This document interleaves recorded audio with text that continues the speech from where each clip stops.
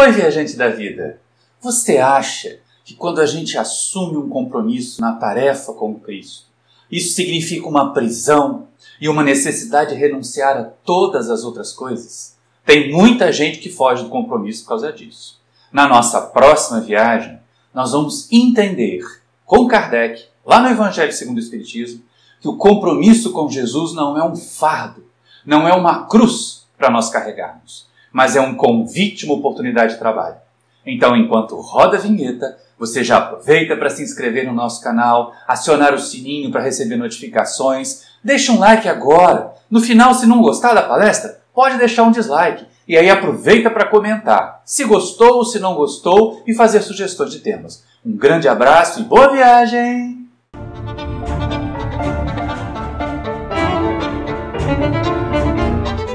Queridos irmãos, queridas irmãs da família espírita, companheiros aqui do Centro Espírita Paulo de Tarso, que Jesus nos envolva em vibrações de amor durante esse momento de trabalho. Quando as pessoas adentram uma casa espírita ou uma outra instituição qualquer e são convidadas ao compromisso com Jesus, a assumir tarefas, bate logo aquele medo, bate logo aquela insegurança. Mas isso é como se fosse uma cruz? Será que eu vou ter que tomar mudanças de vida tão graves, tão complicadas? E aí, naquela passagem do Evangelho, em que Jesus caminha pela banda do mar em Cafarnaum e encontra Simão e André, dois irmãos, recolhendo as redes do barco porque eles eram pescadores, ele vira-se para os dois e diz: "Vinde após mim e eu vos farei pescadores de homens." E aquelas criaturas que eram inocentes, que eram simplórias até, mas que tinham imensa boa vontade, vontade de servir, vontade de se renovar, deixam as suas redes, largam naquele momento o seu barco, embora isso não tenha sido em definitivo, e vão acompanhar Jesus. Vão aprender com Ele. Isso é importante. Vão se qualificar com Ele primeiro. E aí vem a primeira questão. O que é seguir com Jesus? O que é acompanhar o Mestre? O que é assumir uma tarefa com Ele? Porque assumir um compromisso com Jesus, para muitas criaturas, intimida. Porque elas imaginam que vão ter que fazer uma mudança brutal, radical nas suas vidas, abandonar os familiares, se trancar num mosteiro e a partir dali viver uma vida ascética só de orações, só de pensamentos em Jesus. E não é isso que é proposto para nós. Algumas pessoas ficam imaginando o compromisso com Jesus dessa forma fanática. Esse isolamento, essa fuga do contato social, esse celibatarismo imposto sem nenhum tipo de convicção. Tudo isso é uma interpretação equivocada do compromisso que nós assumimos com Jesus. Outras pessoas pensam diferente. Elas imaginam assim: se eu fizer serviços para Jesus, se eu trabalhar com Jesus, eu vou receber uma recompensa lá no céu. Fazem clientelismo. E a gente tem que ter muito cuidado desses dois extremos. Tanto do extremo do fanatismo, de achar que o compromisso com Jesus é uma renúncia absoluta à necessidade que nós temos de viver na Terra, e não é, como também a esse clientelismo, de estarmos associados a uma vinculação religiosa, cristã neste caso, por medo de uma punição divina ou por busca de recompensas, naquela troca, naquela barganha tão convencional já de milênios, em que as criaturas fazem promessas, em que as criaturas tentam barganhar com a divindade para obter favores sem trabalho.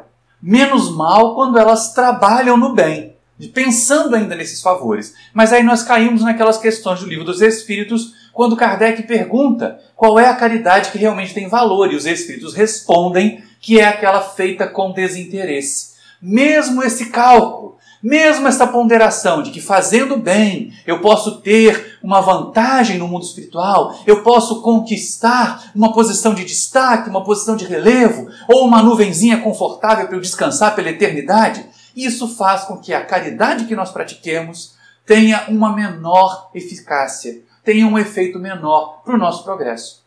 E aí, quando nós nos colocamos na condição de servidores de Jesus, na condição de compromisso com o Mestre, o que é isso? Vamos refletir. O capítulo 23 do Evangelho segundo o Espiritismo, ele traz uma série de interpretações, principalmente do Evangelho de Lucas. E aí nos lembremos, não é, gente? Lucas não conheceu Jesus.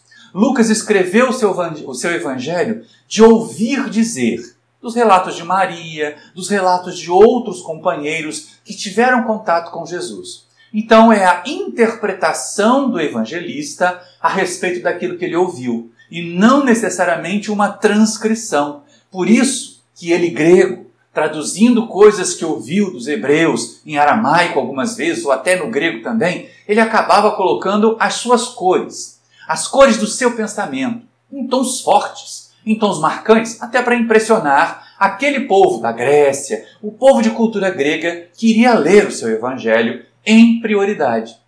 Muito mais até do que os hebreus, que estavam acostumados com o evangelho de Marcos, com o evangelho de Mateus. Então nós vamos perceber, nessa tradução de Lucas, que Kardec coloca lá no capítulo, estranha moral. Porque nos ditos de Lucas parece que Jesus fala de um jeito que exige de nós mais do que nós estamos aptos para dar.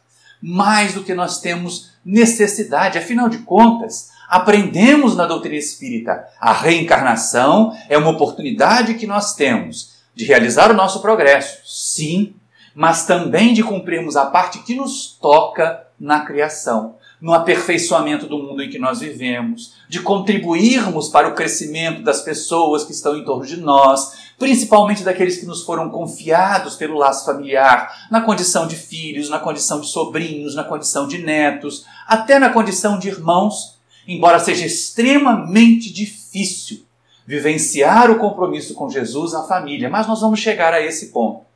E é interessante, porque nesse capítulo 23 do Evangelho, as citações de Kardec fazem-nos pensar assim, puxa, mas compromisso com Jesus é um negócio só para os escolhidos, só para aqueles que realmente têm condição de largar tudo, porque Jesus fala, nas transcrições de Lucas, eu volto a dizer, de uma forma muito contundente, chamando a atenção, por exemplo, com relação a prioridades, amar ao mestre, amar ao compromisso com o mestre, ou amar aos nossos familiares. Poxa vida, gente!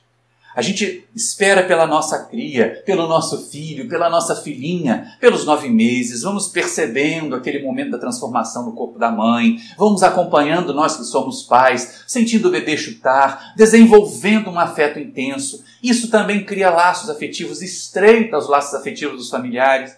E aí, de repente, porque nós temos um compromisso com Jesus, nós temos que odiar essas criaturas, como está lá no Evangelho de Lucas? Não, não temos. No Evangelho de Mateus, esse mesmo trecho aparece com a relação de amar menos.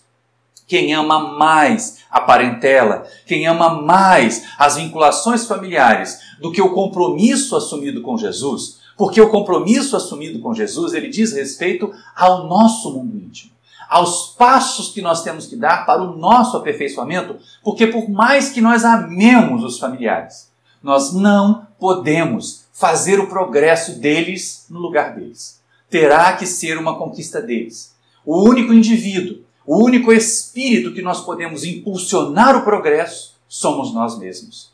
Então essa relação de amar menos, porque é assim que Allan Kardec também vai entender esses trechos do Evangelho, não é que nós tenhamos que odiar os nossos parentes para amar a Jesus, mas que devemos entender as prioridades do nosso compromisso. É lógico, um parente adoecido, um parente que esteja em condição terminal, ou um filho que vai ter a sua formatura, que vai ter um momento em que a nossa presença é psicologicamente, é afetivamente importante para ele, nós temos todas as condições de alternar os nossos compromissos com Jesus com esses compromissos. O que nós não devemos, o que nós não precisamos, é ceder a todas as convenções sociais, é ceder ao convencionalismo estabelecido e buscar servir, atender a todas as futilidades que os parentes nos impõem, para só depois dessas futilidades atendidas, nós seguirmos na tarefa com Jesus. Ao contrário, agir assim será um péssimo exemplo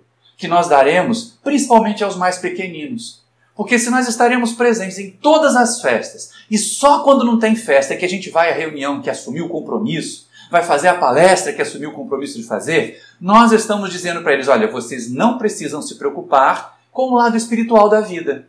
Basta que se ocupem em atender às convenções sociais. O prazer material, a diversão é prioritária. Esta é a mensagem equivocada que é passada por aqueles que nos observam, quando nós não temos essa noção de responsabilidade nos nossos compromissos com Jesus.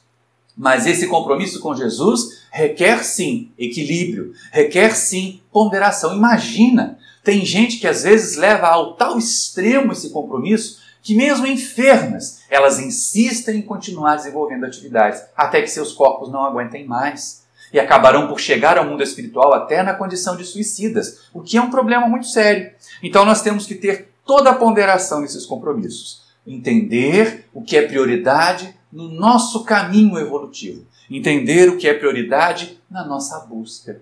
E aí algumas passagens do Evangelho ainda chamam mais atenção, porque quando Jesus fala lá no Evangelho de Lucas que aqueles que deixaram pai, mãe, casa, trabalho para segui-lo, terão recompensa no reino dos céus. Mas, enquanto nós estamos na terra, porque é exatamente isso que os discípulos dizem, olha, nós deixamos tudo para te seguir. E aí é claro que aquele ali é um momento psicológico de instrução do mestre. Porque Pedro voltava a pescar muitas vezes. Eles tinham os compromissos com as suas famílias, eles não abandonaram a vida material para seguir Jesus pura e simplesmente, exclusivamente. Mas eles entenderam que uma determinada parte do seu tempo, que antes era dedicada à vida material, deveria ser dedicada ao compromisso com Jesus. Nós temos feito essas escolhas? Nós temos parado e ponderado quanto do nosso tempo, daquele que nós usamos no lazer, na convivência com outras pessoas, na busca de riqueza material, na busca da sobrevivência, muitas vezes, nós podemos já deslocar o quanto desse tempo nós podemos compartilhar na tarefa com Jesus? Já temos essa noção de prioridades?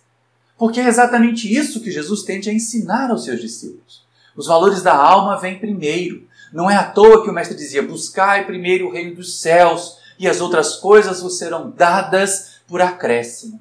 Aqueles de nós que temos essa inteligência, aqueles de nós que temos essa compreensão da busca dos valores espirituais como prioritários em relação aos valores da alma, nós não vamos abandonar a vida material, não. O codificador também nos ajuda a entender. Qualquer um de nós que está na Terra não tem apenas o direito, nós temos o dever de buscar viver aqui da forma mais confortável, da forma mais harmoniosa, dando a nossa cota de trabalho para que isso aconteça.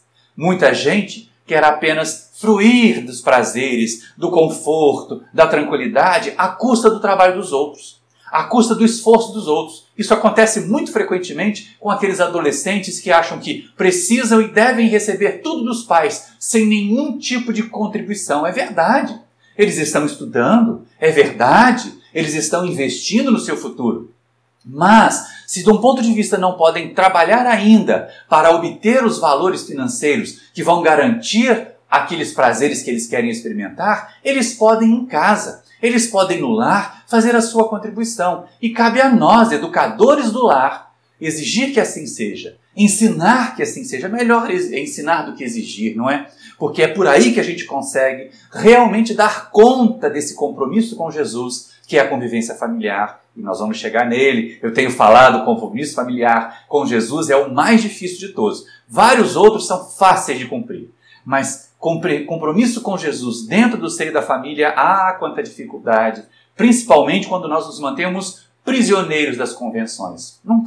Não há aquela outra passagem do Evangelho em que Jesus diz à criatura assim, olha, vem, segue-me. E o homem diz assim, Senhor, deixa-me primeiro voltar ao meu lar e dispor das coisas que eu tenho, distribuir os meus bens. E o mestre diz, qualquer um que tendo posto mão no arado, se olhar para trás, não será digno de mim. Porque ele mostra aí as criaturas nós ainda, preocupados, apegados. Puxa, mas o que vão fazer da herança que eu deixar? Não tem gente assim?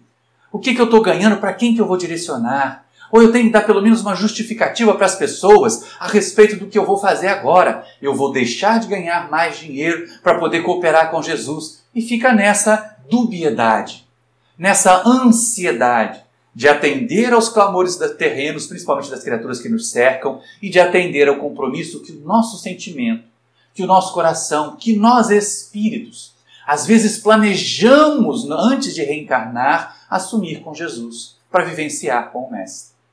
É tão interessante essa proposta que até mesmo nessa convenção, e aí a gente tem que estar muito atento, né? De novo, é o Evangelho de Lucas, de novo a gente tem que ter bastante atenção à interpretação, porque como o próprio mestre dizia, a letra mata e o Espírito vivifica. Então, se nós nos apegarmos à literalidade do que está escrito ali, nós vamos acabar fazendo bobagem, nós vamos ser cruéis e nós vamos ser indiferentes à dor das criaturas colocadas em torno de nós.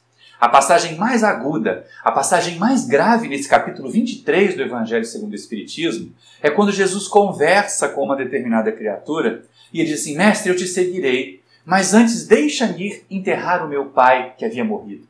E aí o mestre diz assim: deixa os mortos o enterrar seus mortos. Quanto a ti, vai e anuncia a palavra. E é interessante a gente pensar assim: nossa, Jesus foi cruel. Será que não é um gesto de caridade, um gesto de amor, o filho prantear o pai falecido, ir participar dos funerais? Mas não é sobre isso que Jesus quer falar. E o próprio codificador também interpreta. Para nós espíritas, a vida que conta é a do espírito. Aquela criatura mostrava dar mais valor à convenção social do funeral, do velório, do prantear o ente querido, porque alguns de nós somos convencionados a imaginar assim.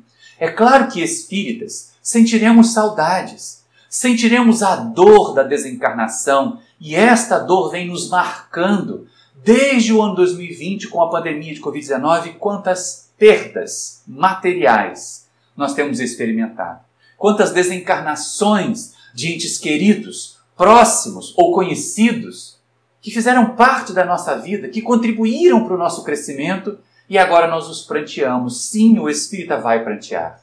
Sim, o espírita tem o direito de sentir o distanciamento material daquele ente querido que voltou à vida espiritual. O que nós não temos direito, como dizem os espíritos, a Allan Kardec, lá na questão 936 do Livro dos Espíritos, é de atormentar esses entes queridos com um sofrimento desarrazoado, com uma tristeza que vai além do equilíbrio natural que deve acontecer no momento de luto, em que nós não vamos ficar expansivos, achando que é normal, que é assim mesmo, que espírita não sente, espírita sente. Deixemos o luto passar por nós. Sintamos, experimentemos esse momento agudo de distanciamento. Mas a partir dali entendamos, a criatura que amamos continuará vivendo. É isso que Jesus transmite àquele homem, quando diz: deixa os mortos, deixa as criaturas apegadas às convenções, deixa as criaturas que acham mais importante mostrar aquela chapéu preto, aquele óculos escuro, o olho inchado, debruçar-se sobre o cadáver e dizer que ele foi embora antes, quando nós sabemos que nenhum de nós, a menos dos suicidas, deixamos a terra sem que as leis divinas estejam sendo atendidas. Embora muitas vezes nós violentemos as leis divinas ao violentarmos os nossos corpos, exigindo deles ou dando a eles coisas que comprometem e que encurtam o seu tempo de vida útil, que encurtam a sua existência. É necessário ser cautelosos, mas também é necessário sermos compreensivos. A resignação proposta aqui nesse momento do luto não é a da indiferença, mas é da compreensão que há coisas mais relevantes. Nós vimos certa vez a respeito disso, dessa questão do luto, do compromisso com Jesus e do compromisso com o luto familiar. Um certo ator, disseminador de tarefas espíritas, faz peças espíritas, divulga de uma forma belíssima, ele contando numa entrevista, que estava numa cidade, em outro estado, ele é aqui do Rio de Janeiro, e a sua mãe já estava num estado avançado de enfermidade, já estava perto da desencarnação. Quando ele se preparava para entrar no palco para uma das exibições das suas peças, a irmã liga dizendo que a mãe havia desencarnado. E aí ele tinha duas alternativas. Ele poderia deixar tudo, interromper a exibição, e todos compreenderiam, era um momento de luto, e voltar correndo para o Rio de Janeiro para participar do velório da mãe. Ou ele poderia entender que a mãe continuava viva, que ela, que também era uma estimuladora do seu trabalho, do seu compromisso com Jesus, entenderia se ele não estivesse ali ao lado de um corpo, agora uma casca vazia, porque o espírito estava a se desprender dele, o espírito iria seguir a sua jornada, e ele entrasse então em cena, mesmo com o coração confrangido, mostrando às criaturas a superação que o conceito espírita nos traz. Foi uma linda reportagem que nos comoveu e nos traz esse entendimento que Allan Kardec tenta passar para nós no Evangelho segundo o Espiritismo, no seu capítulo 23. O deixar os mortos, o enterrar os mortos, não é indiferença em relação ao luto, mas é a compreensão da imortalidade, da continuidade da vida. E que postura devemos ter, nós espíritas, diante da desencarnação de um ente querido e do compromisso que nós temos com Jesus. É interessante nós seguirmos por aí, porque afinal de contas, compromisso com Jesus, nós já deixamos de assumir há muito tempo. Nós temos sido convocados para servir, para cooperar com Jesus há muito tempo. Alguns de nós atenderam o chamado. Por exemplo, nesse caso de Simão Pedro, quando Jesus diz e passa, vinde atrás após mim, eu vos farei pescadores de homens, Jesus está convidando Pedro a um processo de transformação e de aprendizado. Que Pedro, a muito custo, que antes de chamar Pedro era Simão, ele acabou realizando, tendo sido frágil, tendo negado Jesus, mas tendo percebido que deveria continuar nesse processo de crescimento e de compromisso com o Mestre, sendo um dos grandes continuadores da disseminação da mensagem do Mestre querido aqui na Terra no primeiro século da cristandade. Mas nós também vamos encontrar criaturas como aquele mancebo rico, como aquele jovem que se aproxima do Mestre encantado com a fama de Jesus. Vamos pensar assim, não é? Porque toda a estrutura psicológica desse jovem se apresenta no Evangelho, querendo mostrar que é muito dedicado e pergunta, Senhor, o que devo fazer para alcançar o reino dos céus? E aí Jesus vai desfiando para ele os mandamentos, de respeitar pai e mãe, de ser honesto, e dizer, Senhor, mas isso aí eu tenho feito desde a minha juventude. E ele era jovem ainda, mas querendo mostrar que fazia isso há muito tempo, que ele já era mais amadurecido. Então o mestre diz, se queres ser perfeito, vai, vende tudo o que tens, dá aos pobres, e depois vem e me segue. E aí o jovem, racha fora, sai rapidinho, não volta a ter com Jesus, porque ele estava apegado. O que na verdade ele queria era compartilhar a fama de Jesus. Muitos de nós somos assim. Aí eu vou para o centro porque eu quero chegar na tribuna, ser um palestrante famoso. Aí eu vou ser espírita porque eu quero ser um médium, publicar livros. Ou eu vou ser um sacerdote, ter a minha igreja. E a minha igreja vai ter muitos fiéis. Não é compromisso com Jesus. Isso é compromisso com a vaidade. É compromisso com a temporalidade terrena. Compromisso com Jesus, ele vai impulsionar o nosso desenvolvimento espiritual. E nós, muitas vezes, somos mais mancebo rico do que Simão Pedro, do que Maria de Magdala, do que mesmo Zaqueu, gente. Zaqueu que tinha uma vida confusa, Maria de Magdala também. Mas Zaqueu que tinha uma vida confusa, que era apegado aos bens materiais, ele consegue, naquela existência, fazer a sua jornada de desapego, de distanciamento desses valores que são transitórios, que são mesquinhos, para comprometer-se com a tarefa do bem, para assumir compromisso na disseminação da mensagem do bem, fazendo ele mesmo, a partir de si, a transformação que ele necessita. E aí muitos preferem a fortuna, muitos preferem os prazeres, muitos preferem a fama do que o compromisso real com Jesus. Nós negamos Jesus, não como Pedro fez, dizendo que não o conhecia. Nós negamos Jesus de uma maneira ainda mais cruel. Nós colocamos na nossa testa o rótulo de cristãos, o rótulo de fiéis, o rótulo de seguidores de Jesus. Mas, nos nossos atos, nós não fazemos aquilo que Jesus nos ensina.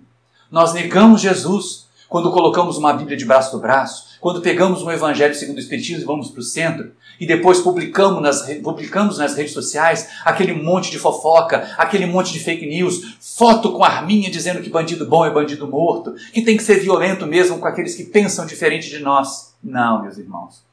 Assim nós estamos negando Jesus. Assim nós estamos desdizendo a mensagem de amor que recebemos de Jesus e da doutrina espírita, que, como diz Emmanuel, é o cristianismo redivivo, é o cristianismo trazido de volta para nós, para que nós possamos vivenciá-lo agora, século XXI, depois de tantas fugas, depois de tanto tempo, sendo como mancebos ricos. Não seria a hora de nós pensarmos e agirmos, por exemplo, como aquele rabino, como aquele doutor da lei, que num determinado momento perseguia Jesus, mas que às portas de Damasco, buscando ainda trazer sofrimento aos que seguiam com o Mestre, se depara com a imagem, com a visão espiritual de Jesus redivivo, trazido de volta, pleno em suas capacidades. Ele diz: Saulo, Saulo, por que me persegues?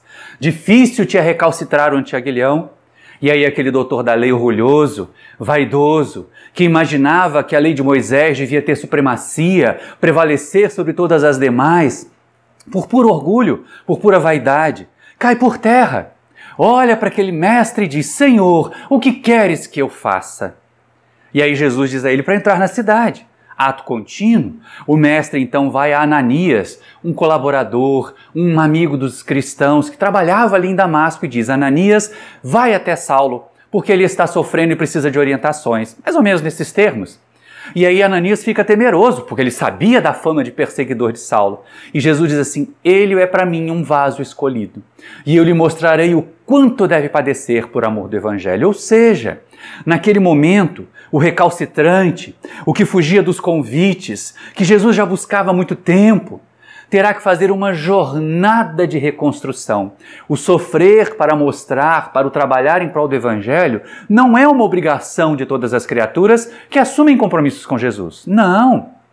O sofrer acontece quando nós recalcitramos, quando nós fugimos do compromisso e vamos tardando, até o momento em que a nossa evolução espiritual, comprometida pela falta de trabalho no bem, comprometida por não crescermos tanto quanto prometemos. Sim, nós somos espíritas, nós sabemos, de uma maneira ou de outra, o planejamento reencarnatório feito para nós estabelece trabalhar no bem, estabelece vencer mazelas íntimas, estabelece superar inferioridades. Se nada disso é feito durante os verdores da juventude, é lógico que pesará sobre nós a necessidade de fazer quando já estivermos curvados pela passagem do tempo.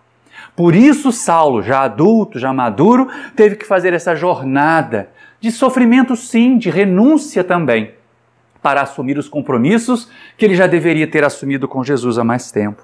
Mas fez-se o vaso escolhido, fez-se o disseminador da mensagem de Jesus pelo Oriente e também trouxe aos gentios essa mensagem, cabendo a ele, agora na condição de Paulo, tribuno de Tarso, levar a mensagem de Jesus a Roma, àqueles povos ocidentais e resgatar o cristianismo do judaísmo. Senão nós teríamos permanecido como uma seita judaica, pura e simplesmente porque os verdadeiros colaboradores, os iniciais, os discípulos do primeiro momento feitos apóstolos, tinham receio de sair do povo de Israel. Ficariam ali pregando para si mesmos. E Paulo teve a coragem de ir levar a mensagem de Jesus a outros povos, enfrentando inclusive a recusa, enfrentando inclusive a negligência de tantos colaboradores que se juntavam no primeiro momento, que se afastavam criticando no outro. E aqui estamos nós, a pensar nos nossos compromissos com Jesus, em como nós vamos realizar. E vamos imaginar o seguinte, olha só,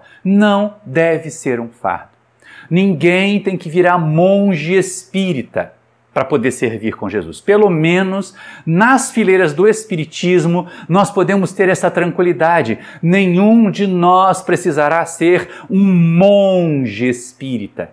Deveremos, isso sim, realizar a transformação, buscar modificação, identificar as nossas falhas, para a partir dessa identificação das nossas falhas, nós fazermos a correção necessária e alcançarmos um patamar evolutivo maior.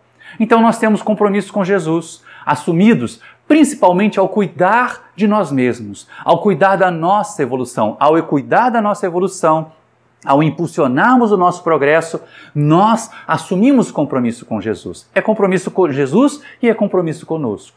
Lá no capítulo 17 do Evangelho segundo o Espiritismo, a última mensagem diz que nós devemos zelar, cuidar do corpo e do espírito. Então que os nossos compromissos com Jesus tenham o equilíbrio como mediador das nossas ações. Não nos excedamos, não nos desgastemos além da resistência do nosso corpo físico. Entendamos que para servir com Jesus, nós temos o dever de estar fisicamente fortes para cooperar com o Mestre na Terra, porque Jesus permanece no mundo espiritual e precisa das nossas mãos, precisa dos nossos braços, precisa das nossas pernas, precisa da nossa voz, precisa das nossas ações, dos nossos exemplos, para ensinar a sua mensagem aqueles que agora estão a travar contato com Ele. Tanta responsabilidade essa, mas que não exige de nós mais do que o zelo, o cuidado com o nosso compromisso. E como nós vimos falando ao longo do estudo inteiro, temos compromisso com Jesus no núcleo das nossas famílias. O cuidado para nós não nos tornarmos quantas criaturas querem ser palestrantes famosos, médiuns famosos e negligenciam o simples ato de educar os seus próprios filhos. Tem filhos comprometidos com dependência química, tem filhos comprometidos com desajustes na área afetiva, na sexualidade, porque não se preocupam. Meu compromisso é no centro, você está aí, evolua. Nem o cuidado de levar os filhos à tarefa da evangelização quando crianças, à mocidade da casa espírita quando jovens, algumas criaturas assumem porque elas estão focadas demais em ser famosos trabalhadores, em ser comprometidos com a casa espírita, se esquecendo que o primeiro compromisso que assumem é o familiar, embora o compromisso familiar não seja para nós uma prisão, uma galé do qual nós não possamos sair. Nós não devemos dizer assim, não, você fique aí, você quer fazer a sua festa, você quer ter esse comportamento equivocado, não tem problema. Eu vou para a minha tarefa com Jesus. Eu vou cumprir o compromisso que eu assumi. Depois nós voltaremos a conversar, nós teremos outros momentos para conviver. É o bom exemplo a ser dado. Educarmos-nos para educar pelo exemplo. Não adianta discurso. Como é difícil ser espírita em família, porque o povo aproveita, principalmente os que não são espíritas, os que não entendem a jornada que nós espíritas fazemos, porque não é o fato de ser espírita que nos torna perfeitos. Reconhece o verdadeiro espírita pela sua transformação moral e pelos esforços que faz em domar as suas más tendências. Não é isso que está escrito lá no texto da codificação? Então, cada um de nós é desafiado todos os dias. E quantas vezes, quando pegos em uma falha, quando algumas das nossas deficiências ainda aflora, vem aquela acusação. Ih, tá vendo? Ó, tão grosseiro é espírita. Ih, tá vendo? É espírita e fazendo isso. As pessoas adoram acusar, os familiares principalmente, para nos fazer sentir culpados. Não nos sintamos culpados de reconhecer que ainda somos imperfeitos, que ainda temos deficiências, porque a culpa nos fará estacionar. Sejamos responsáveis.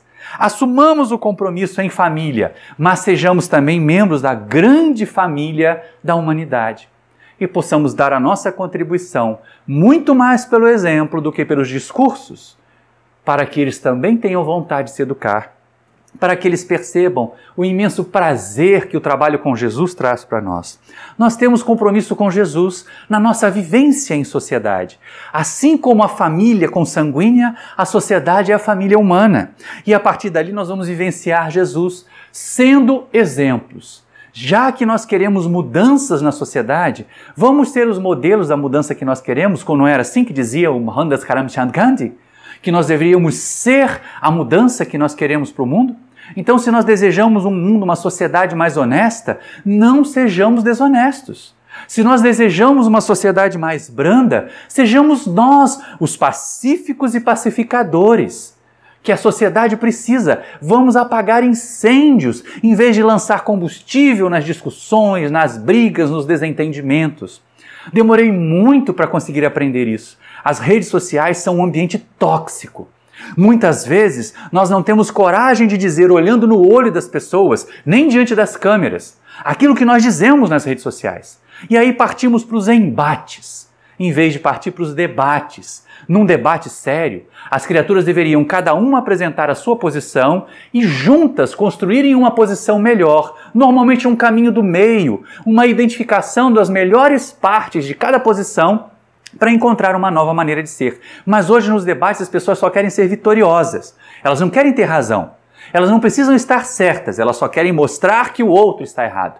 E aí nós vemos as redes sociais virarem verdadeiros ringues, campos de batalha. Durante um tempo, principalmente há uns 2, 3 anos atrás, eu também me deixei contaminar por esse verme, por esse vírus terrível dos embates. E quanta tristeza, quanto sofrimento isso me trouxe. É lógico, a melhor maneira, então, é seguir servindo, seguir fazendo. Ah, mas e os incômodos? Ah, mas e aqueles que pensam diferente e não aceitam a sua maneira de pensar? Nas redes sociais a gente tem a grande vantagem de bloquear, de não dar atenção a eles, de nem sequer lhes dar resposta e também de não ficar fazendo aquelas cutucadas, não ficar dando aquelas indiretas. Vamos colocar aquilo que nós temos de melhor também nas redes sociais. E não apenas o lixo, o esgoto humano que ali é colocado muitas vezes. Se o ambiente ficar tóxico demais, nos retiremos nós. Não participemos disso. Não vamos bater palma para maluco dançar, como diria um jornalista antigo, e que foi muito a ver nesse sentido, principalmente nas redes sociais. Nós também temos compromisso com a casa espírita. Assumir compromisso com Jesus na instituição, no movimento espírita é importante. Mas o que acontece com frequência é que as criaturas querem usar o compromisso na casa espírita para se projetar. Se é para fazer palestra, tem que ser um grande palestrante. Se é para ser médium, tem que ser o médium principal. E não é bem por aí, né, gente? Nós vamos abraçar o compromisso com Jesus no Espiritismo naquilo que nós já somos capazes de fazer. Se não temos condições ainda de ocupar a tribuna por 1 hora, transmitir uma mensagem equilibrada, fiel à codificação, fiel à mensagem de Jesus, nos coloquemos a serviço da leitura da página na abertura de uma reunião, da direção de uma reunião em que nós vamos dar os recados. Entendamos o compromisso da divulgação como algo muito sério. Não basta querer falar, não basta querer ser o palestrante que tem aplausos. Aliás, uma história engraçada que nós vivenciamos há alguns anos.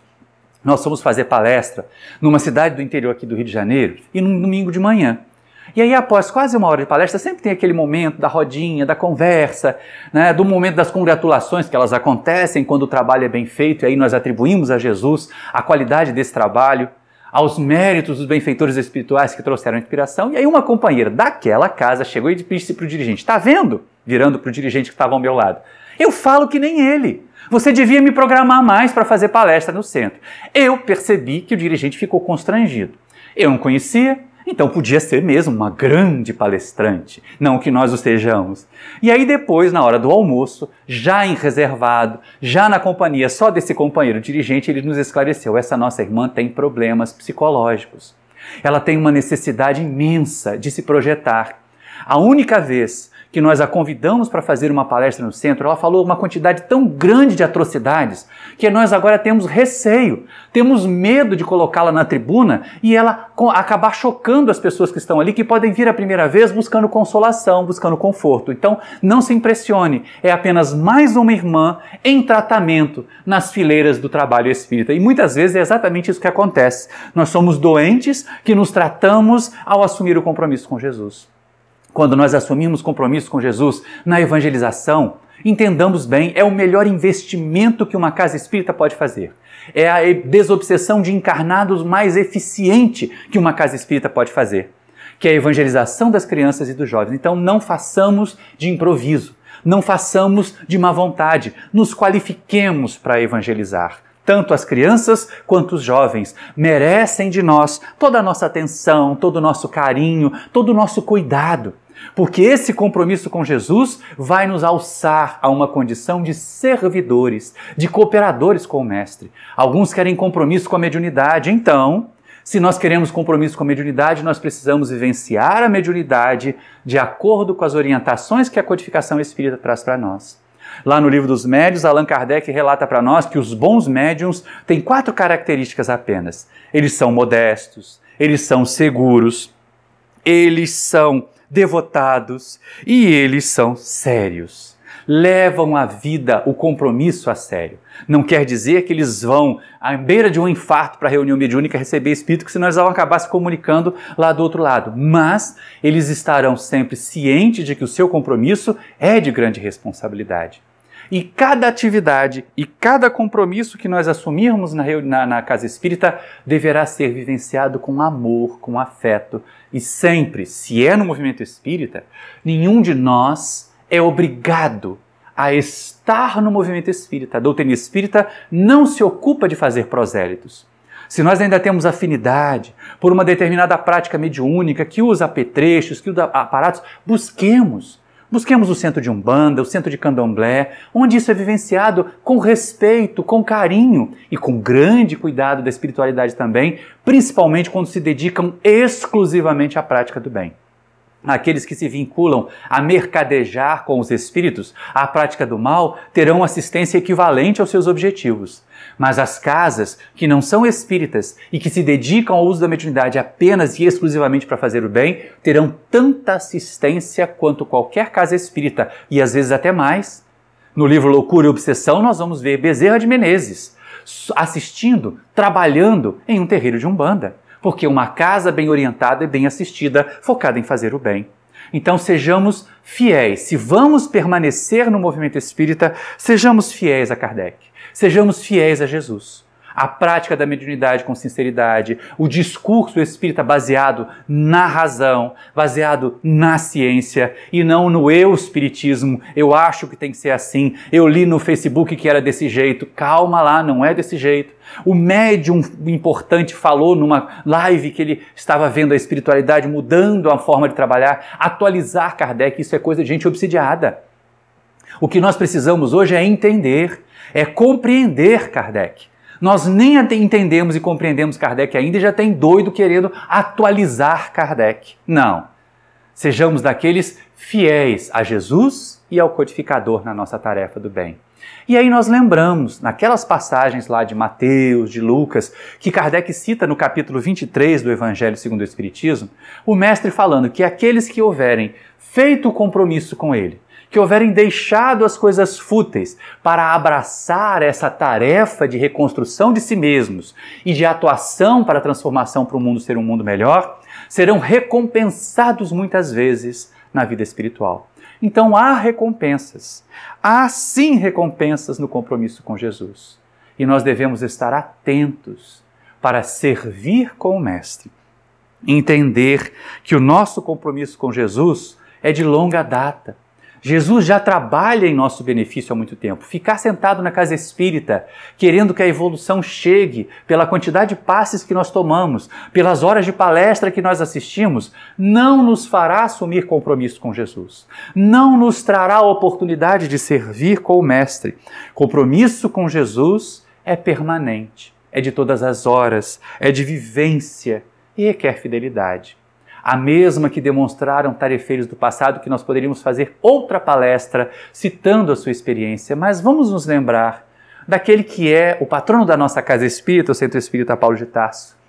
Vamos nos lembrar de Simão Pedro, de Maria de Magdala, de Zaqueu, tantas criaturas que revolucionaram o seu viver ao contato com a mensagem de Jesus, mas que não hesitaram em passar pelas provas, em enfrentar as dificuldades. Ora, Madalena enfrentou tantas dificuldades, Zaqueu também, Simão Pedro. E Saulo volta para junto dos discípulos, depois de passar um tempo no deserto, estudando a mensagem de Jesus, e é recebido com desconfiança, é lógico. Imaginavam eles que o lobo estava ali vestido de ovelha para tentar se imiscuir no redil, para tentar fazer-lhes mal. Depois tem dificuldade de expressar-se. Ele que era tão fluente, que tinha uma verve tão grande quando falava da lei de Moisés, ao tentar nos primeiros momentos, como diz lá Emmanuel no livro Paulo Estevão, falar a mensagem do Mestre, como ele gagueja, como ele titubeia, como ela sai aos poucos, picadas a conta-gotas, às vezes de forma incompreensível, até que desenvolva a vivência, a experiência de viver suficiente para ser um grande mensageiro. E acontece exatamente aquilo que Jesus disse a Ananias. Vai, Ananias, trata de Saulo, orientam, porque ele é para mim um vaso escolhido. E eu lhe mostrarei o quanto deverá trabalhar, porque é exatamente isso. Na época as criaturas imaginavam que trabalho era padecimento. Muita gente até hoje acha isso, né? Mas Jesus diz o quanto deve padecer por amor do meu nome. E ele faz todo aquele circuito de serviços com Jesus. Desde o momento em que as portas de Damasco perguntam: Senhor, o que queres que eu faça? E Jesus lhe mostra o que deveria fazer. E ele não tem receio de assumir o compromisso com Jesus. Ele abraça o compromisso. E de Saulo faz a jornada até Paulo, luminar da disseminação, da divulgação do Evangelho entre as criaturas. E nós faremos o mesmo. Ao abraçar o nosso compromisso com Jesus, ao perguntar ao Mestre: Senhor, o que queres que eu faça? Onde eu devo atuar? De que maneira eu devo servir? Me fortaleça, Jesus, para que eu vença as minhas imperfeições. Podemos dizer isso sempre ao começar as nossas tarefas. Ao buscar tarefas com Jesus, comecemos por reconhecer a nossa pequenez, as nossas muitas imperfeições que poderão servir de barreiras, para que o trabalho não tenha ainda a eficácia, não tenha ainda a abrangência. Mas um pequenino trabalho no começo será como alcançar depois a condição de um Paulo, algumas encarnações adiante. Será um grande, grandioso trabalho com Jesus, logo mais adiante. E assim como coube a todos aqueles trabalhadores que assumiram o compromisso com Jesus, o reencontro com o Mestre, o reencontro com a paz, com a alegria, com a felicidade que desfrutavam, nós também poderemos, após os nossos compromissos com Jesus, vivenciar, queridos irmãos, queridas irmãs da família espírita, a paz, a harmonia e a felicidade dos que emprestaram a sua vida para que Jesus fosse o farol para toda a humanidade ainda sofrida e carente de valores morais. Muita paz a todos e que a mensagem fique e nos conforte. Muito obrigado pela sua atenção.